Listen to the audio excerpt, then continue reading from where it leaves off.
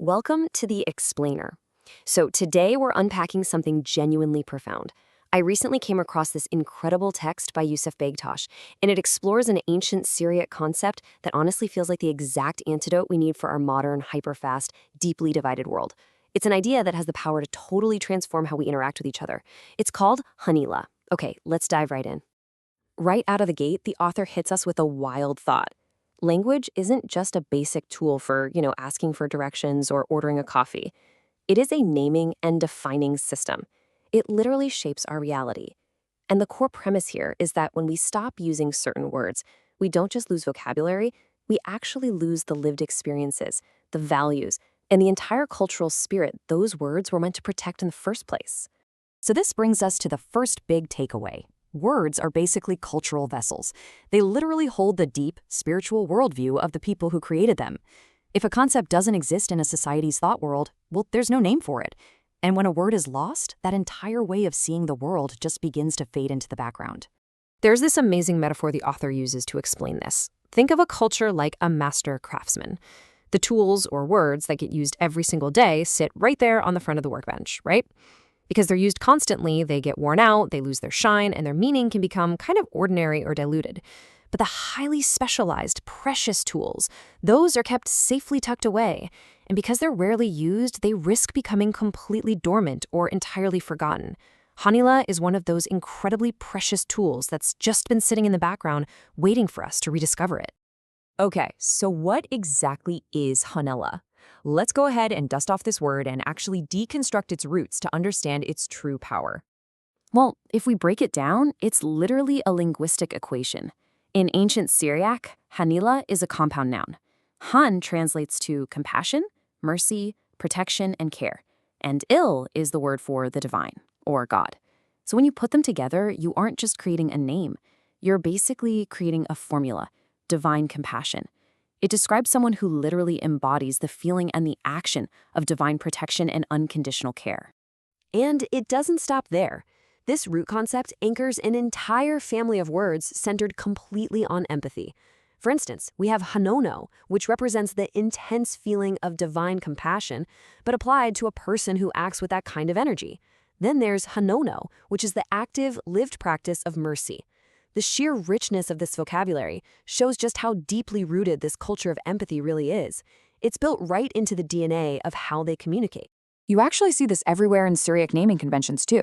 People become walking reminders of this connection. You've got names like Hadil, which stands for divine unity, Tobil for divine goodness, Danielle for divine judgment. Imagine that. Just by calling out to your friend or your coworker across the room, the whole society is constantly reminding itself of its highest spiritual values. But here's the thing. Hanila is way more than just cool ancient linguistics. It's a life philosophy.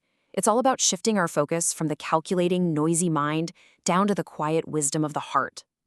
It really all boils down to this. Treat others exactly how you want to be treated. Sound familiar, right? It's the universal golden rule. The author points out that this absolute core of the Hanila philosophy completely transcends specific cultures and traditions.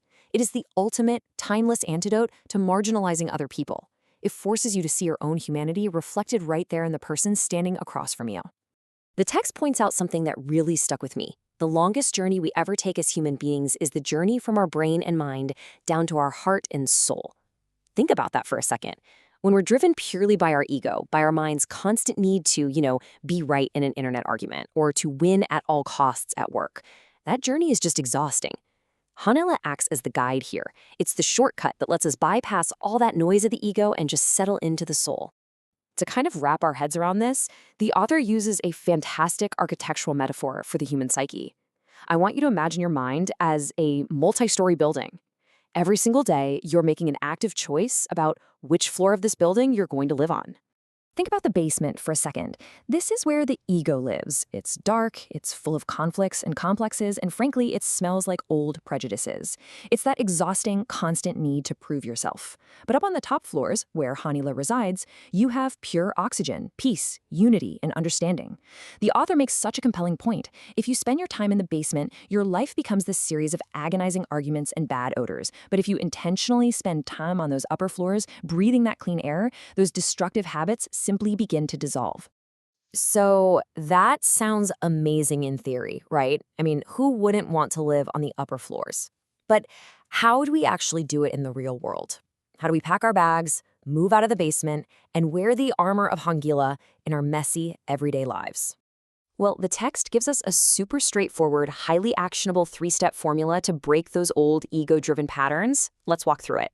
Step 1, realize. You have to actually notice when you're operating from the basement, when you're being reactive, judgmental, or selfish. Step 2, slow down and stop. Literally, just hit the brakes. Don't send that angry text. Don't make that snap judgment in traffic. And step 3, do the opposite.